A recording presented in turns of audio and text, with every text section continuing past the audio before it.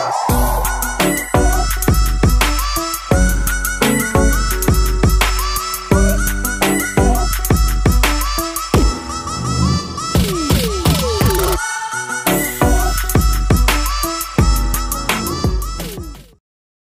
Students, good morning. Biology की कक्षा में आप सभी का हार्दिक स्वागत है।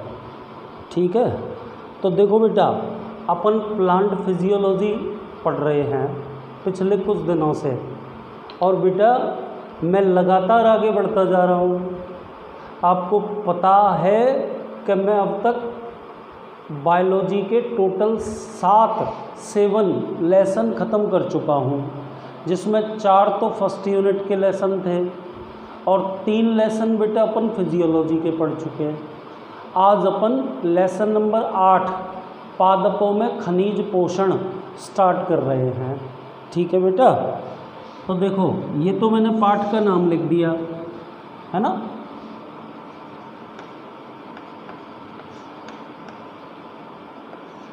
और जो टॉपिक अब अपन सबसे पहले स्टार्ट करने वाले हैं वो क्या है कि पोषण किसे कहते हैं, पोषण के आधार पर जीवों के प्रकार।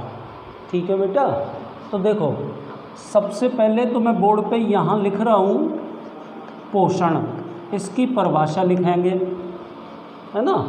और पोषण की परिभाषा के बाद में जीवों के प्रकार लिखेंगे पोषण के आधार पे। ठीक है, तो क्या परिभाषा होगी पोषण की, मैं आपके सामने बोर्ड पे लिख रहा हूँ, फिर आपको मैं बोल के बता दूंगा। क्लियर? तो देखिए, जीवों की वृद्धि, विकास एवं जीवन चक्र।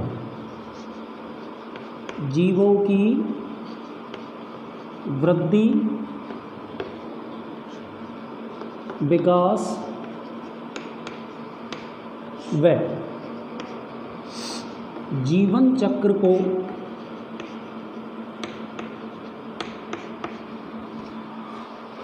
जीवों की वृद्धि, विकास एवं जीवन चक्र को पूरा करने हेतु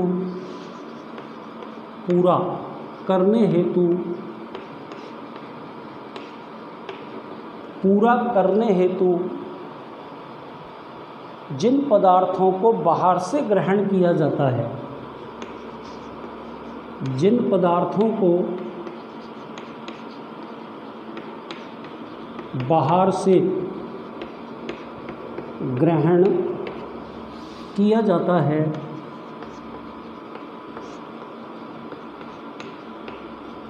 जिन पदार्थों को बाहर से ग्रहण किया जाता है, ठीक है, उन्हें सजीवों के पोषक पदार्थ कहते हैं।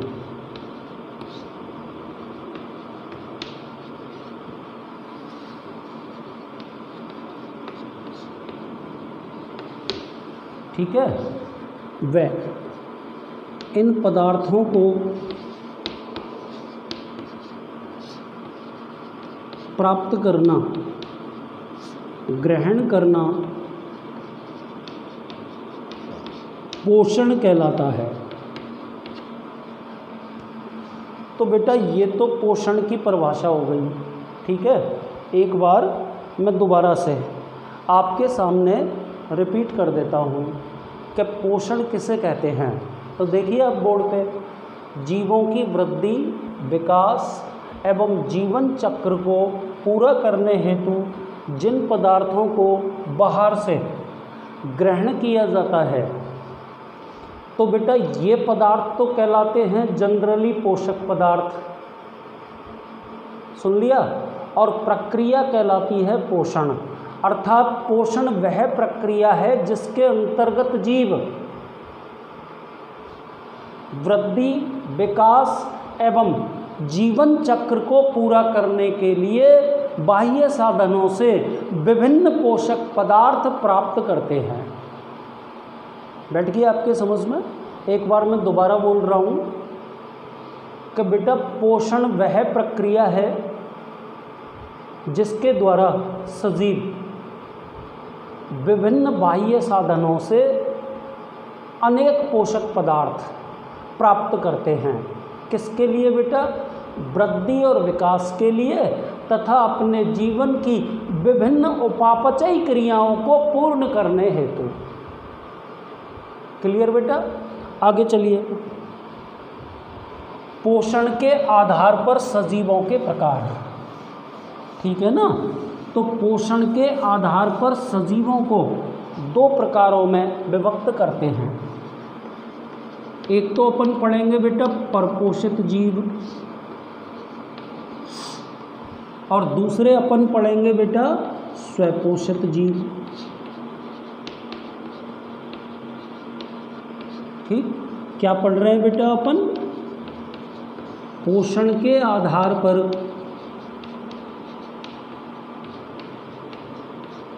जीवों के प्रकार। तो कितने प्रकार के जीव हो गए बेटा? एक तो परपोषित जीव, और दूसरे प्रकार के जीव कौन से हैं? स्वपोषित जीव। तो पहले अपन कौन सा प्रकार पढ़ेंगे? परपोषित जीव। तो वे जीव जो अपनी कार्बनिक और अकार्बनिक पदार्थों की आवश्यकता को, वे जीव जो अपनी कार्बनिक व अकार्बनिक, वे जीव जो अपनी कार्बनिक व अकार्बनिक पदार्थों की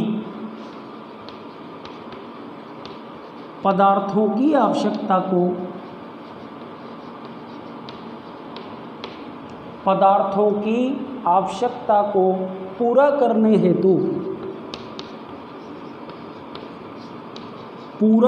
हेतु बाह्य स्रोतों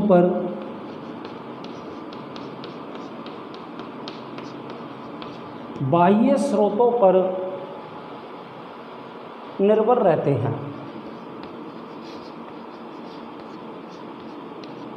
बाह्य स्रोतों पर निर्भर रहते हैं, तो वे जीव परपोषित जीव कहलाते हैं। और इसके अंदर बेटा अपन एग्जाम्पल जीवाणु, कवक और समस्त प्राणी, ये इसके उदाहरण हो गए। ठीक है बेटा? तो यही इसमें आपको परिभाषा याद करनी है। देखो बेटा, हालांकि अपन छोटी कक्षाओं में पढ़ चुके हैं कि वे जीव जो स्वयं का भोजन स्वयं नहीं बनाते हैं, बल्कि अपने भोजन के लिए दूसरे सजीवों पर आश्रित रहते हैं, उन्हें परपोषित जीव कहते हैं। और सजीवों में भी विशेषकर बेटा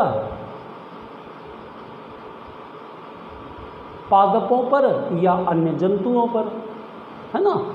और अपन स्वपोषित जीव किनको कहते हैं? इसके अंतर्गत वे सजीव आते हैं जो स्वयं अपने भोजन का निर्माण स्वयं करते हैं। ठीक है ना। तो स्वपोषित जीवों के अंदर तो हरे पादप आ जाएंगे। पर बेटा अब आपको ना आपकी किताब और कक्षा 12 के अनुसार दोनों प्रकार के जीवों की परिभाषा याद करनी पड़ेगी, जो मैं आपके सामने ब्लैक बोर्ड पे लिख रहा हूँ। तो परपोषित जीवों की परिभाषा मैं लिख चुका हूँ, है ना। अब अपन कौन से प्रकार के जीवों की परिभाषा पढ़ रहे हैं? स्वपोषित जीवों की। तो देखिए, वे जीव जो अपनी पोषण संबंधी आवश्यकताओं को पोषण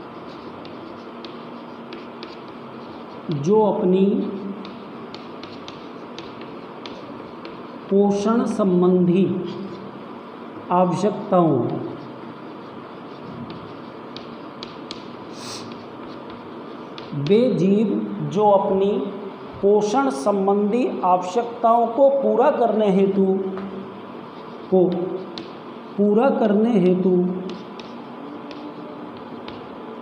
ठीक है ना। आगे चलिए। सभी कार्बनिक पदार्थों का निर्माण स्वयं करते हैं।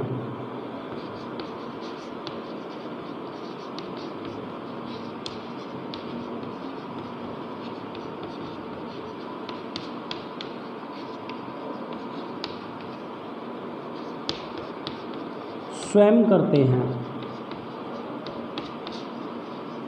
जबकि अकार्बनिक पदार्थों को बाहरी स्रोतों से प्राप्त करते हैं।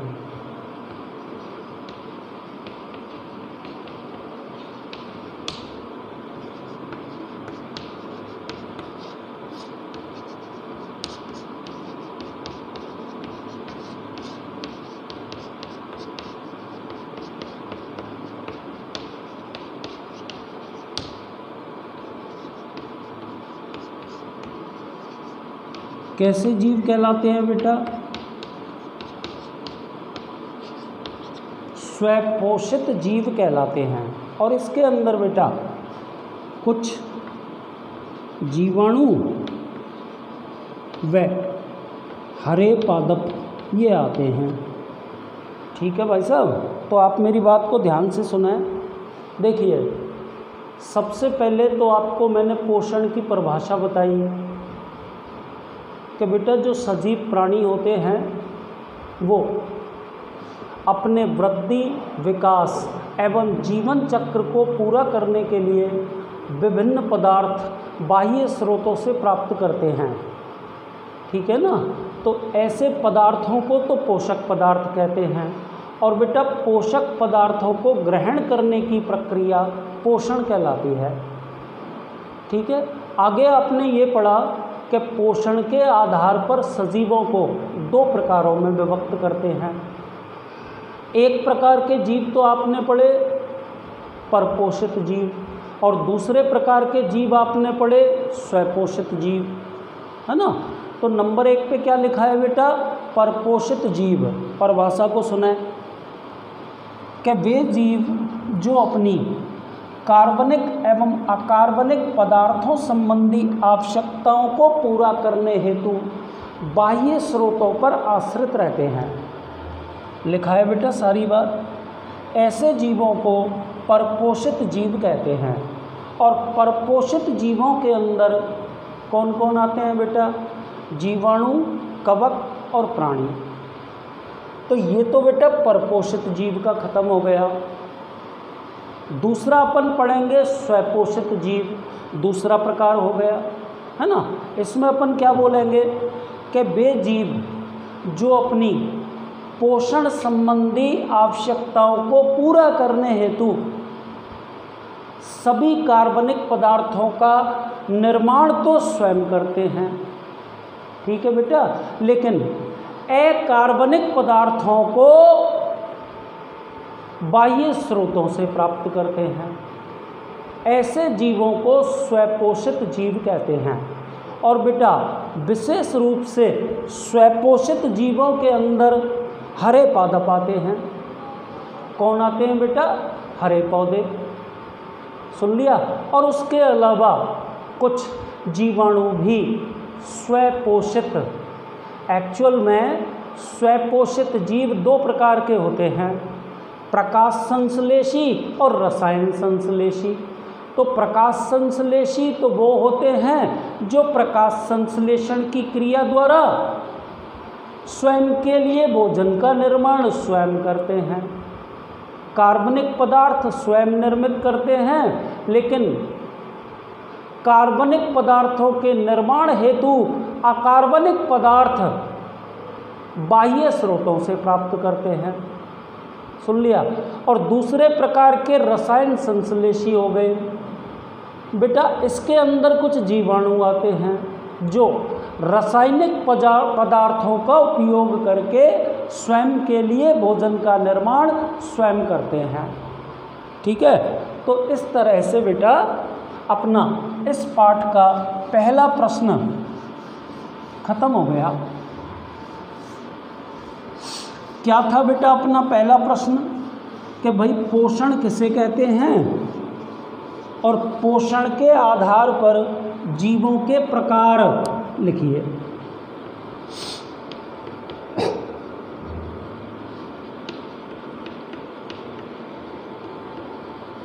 ठीक है बेटा। अब अपन दूसरी चीज पढ़ते हैं, पादपों की खनिज पोषण संबंधी आवश्यकताओं के अध्ययन की विधियां। पादपों के खनिज पोषण, पादपों के खनिज पोषण आवश्यकताओं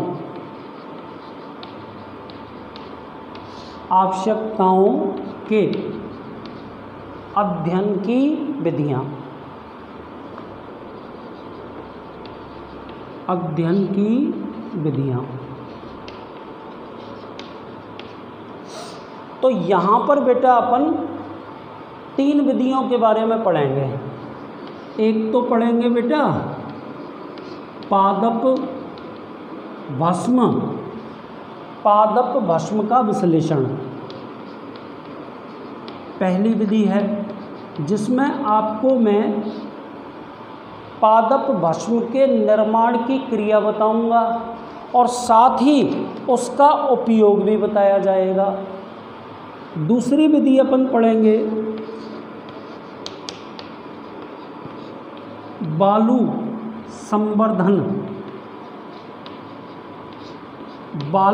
संवर्धन प्रयोग। और तीसरी विधि जो अपन पढ़ेंगे बेटा वो है जल संवर्धन, या इसको अपन इंग्लिश में बोल सकते हैं हाइड्रोपोनिक्स। तो एक बार बेटा जो मैंने बोर्ड पे लिखा है उसको मैं दोबारा बोल देता हूँ, ध्यान से सुन लो। देखिए, पादपों के खनिज पोषण संबंधी आवश्यकताओं के अध्ययन की विधियाँ 3 प्रकार। कौन कौन से प्रकार? पादप भस्म का विश्लेषण, दूसरी विधि कौन सी? बालू संवर्धन प्रयोग, और तीसरी विधि कौन सी बेटा? जल संवर्धन या हाइड्रोपोनिक्स। ठीक है, तो अब अपन इन सब में सबसे पहली विधि कौन सी लिख रही है बेटा बोर्ड पे? पादप भस्म का विश्लेषण। तो बेटा इसके बारे में है ना पढ़ेंगे। तो देखो पहले मैं संक्षेप में बता देता हूँ कि प्लांट भस्म होती क्या है। देखो आपको नाम से पता चल रहा है, भस्म शब्द का मतलब होता है राख, ठीक है ना। इस विधि के द्वारा ये पता लगाया जा सकता है कि पादपों को अपने वृद्धि, विकास और जीवन क्रियाओं को पूर्ण करने के लिए कौन कौन से खनिज पोषक तत्व आवश्यक होते हैं।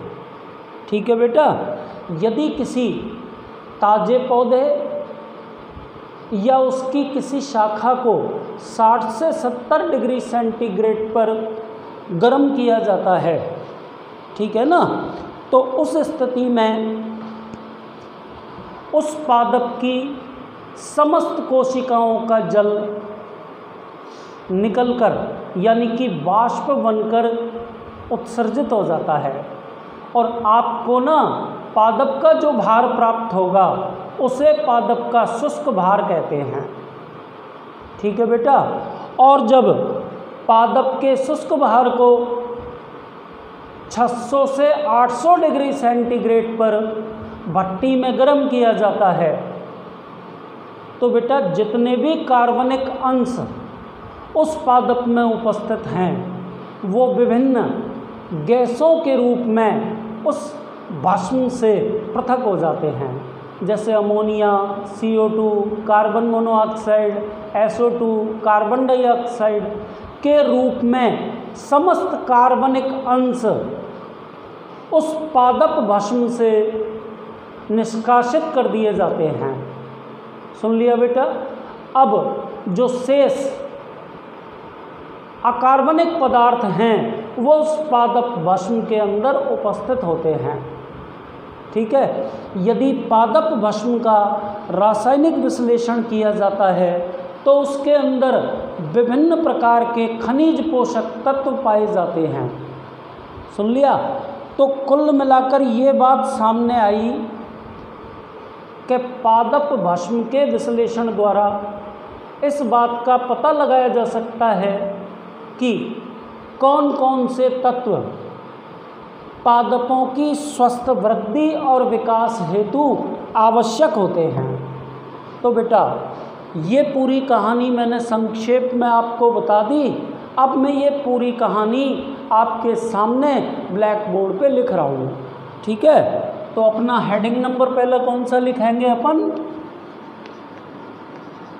पादप भस्म का विश्लेषण। पादप भस्म का विश्लेषण ये लिखेंगे, ठीक है।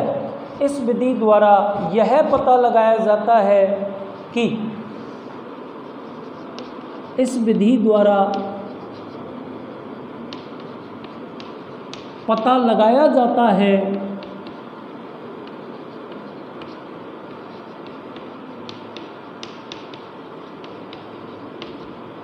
इस विधि द्वारा यह पता लगाया जाता है कि पादपों में कौन कौन से तत्व कि पादपों में कौन कौन से तत्व किस अनुपात में उपस्थित होते हैं। ये बेटा इस विधि का महत्व हो गया। क्या लिखा है बेटा मैंने बोर्ड पे, सब ध्यान से सुनना।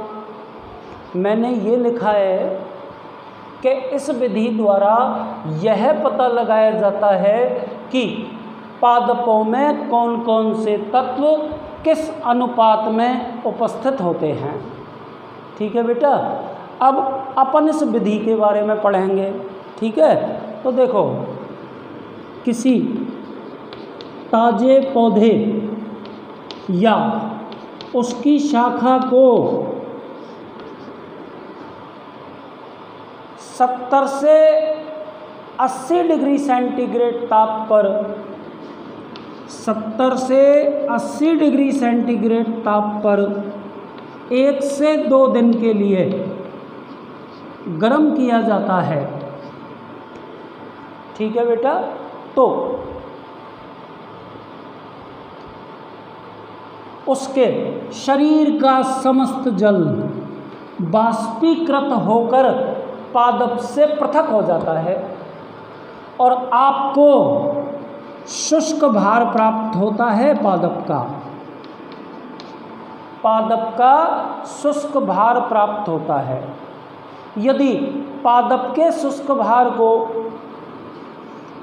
लगभग 800 डिग्री सेंटीग्रेड पर भट्टी में जलाया जाता है तो बेटा क्या होगा, इसमें उपस्थित कार्बनिक अंश, समस्त कार्बनिक अंश H2O,